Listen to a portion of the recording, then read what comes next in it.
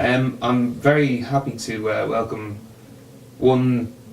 Oh, this is going to be hard. Fractions. 2/5 of Segrasso. We've got Jake.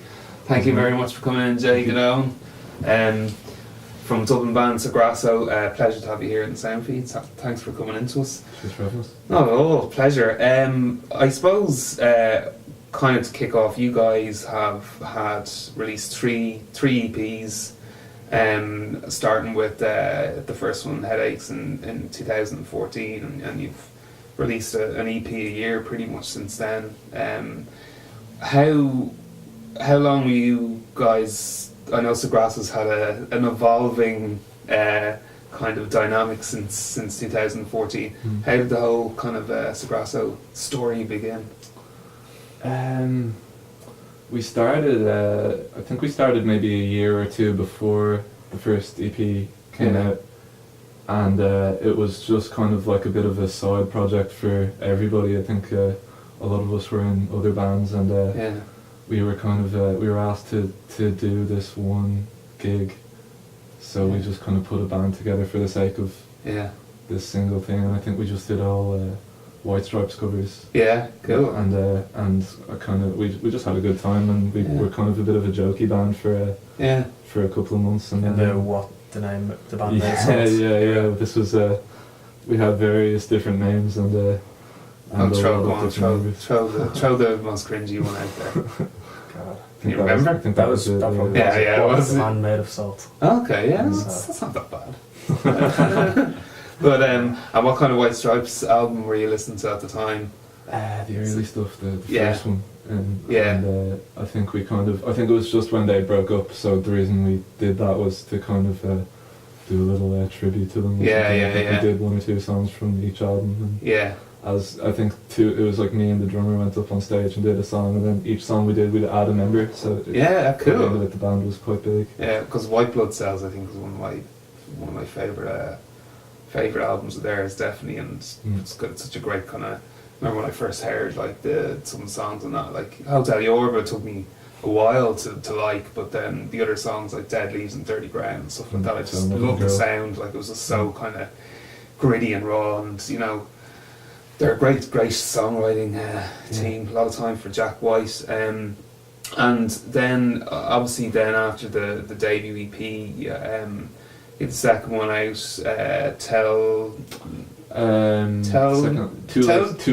Late and No. Sorry, Too Late and No. Tell. God, it's terrible.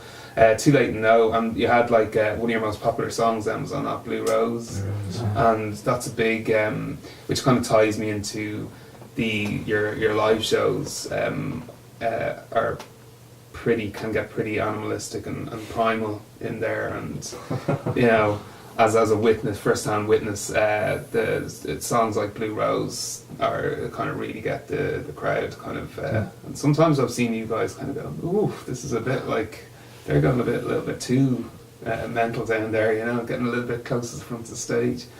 But you have developed a kind of a core following for your live shows, and they've gradually, like they've always been full, but they're gradually getting more and more packed. Owen's kind of like, really? Yeah, they are. Maybe it's the lights, you can't see the audience or something. But your last EP launch for Jokes to Tell was absolutely wet. That was great. Yeah, that was fantastic. Yeah, I think whenever we kind of put our minds to fill in a place, we do make a kind of conscious effort to plug those things like the EP launches and stuff. Yeah. And when it works out, it's always great. Like I love when we have a real crowd there. That was a crazy night, and I remember there was a lot of kind of there was a good bit of footfall from kind of like tourists who were like, oh, what's this place, the Workman's Club, and then they came in and they were like, oh, this is like particularly American tourists, like who you could tell like had been probably at Woodstock, and they're long ponytails, and they're like, oh man, these guys rock, so they were obviously very impressed. But do you find that you've gone beyond that kind of stage where it's kind of like just your kind of people, when you start out, obviously your friends come to and acquaintances come to gigs, but do you find now that you've reached the point where with the live shows there's a lot of kind of strange faces and there's a fan base there? Don't be modest. Well, there can be. Some Yeah. some gigs are. We have loads of people we don't know. Yeah, yeah, There'll always be a few blow-ins or people who've heard a little bit about us. Yeah, yeah. That kind of thing. yeah, But yeah, particularly just the big ones that we actually kind of really push. out word there. of mouth gets out there, and yeah. You do actually have to promote them, unfortunately. Yeah, it's not just a matter of, putting up few posts here and there online and, hoping that the numbers will show up. And Jake, you yourself spent a bit of time last year in London. Did you find that was in any way kind of helped with songwriting, or did you have any kind of... Well, other Not than really. other than the song London, yeah, which you which you performed earlier for us here. It was Yeah. kind of a bit of an inspiration, I suppose, just from being over there and kind Yeah. of, I didn't do any writing over there. I didn't have Yeah. a guitar with me. I'd left Dublin and kind of just went over there and worked, and Yeah. just like I wanted to kind of get the experience of a different city and Yeah. of working and living alone and stuff like that. So Yeah. I suppose it did inform a lot of the stuff that went onto the third EP. Mm. But no, I didn't do anything. It was Just kind of left all the music behind. I guess, yeah, because then when I came back, then I missed it so much that we got going straight away, and Yeah. we really revved it up then. So I guess it helped indirectly. Yeah, and it may subconsciously have Yeah, stayed there yeah. for future kind of material. Like sometimes these experiences are they're delayed in terms of what you write. It's like something that happened a year ago, and suddenly you feel like kind of a push to kind of put it down on Definitely. music. I mean, you can't really underestimate the break as well. I mean, Segrasso didn't play then for 4 months probably, and Yeah. when I got back, it was just newfound energy. It was Yeah. it was great to get back into it. Yeah, and did you find you played pretty intensely over since like when the band got together, like consecutively? It was like quite a lot of gigs, or it was just like yes and no kind of? Kind of did a lot of the same gig. Yeah, You know what I mean? Just Yeah. the same people there in the same Same venue, set. yeah, same Yeah, set, yeah. Yeah.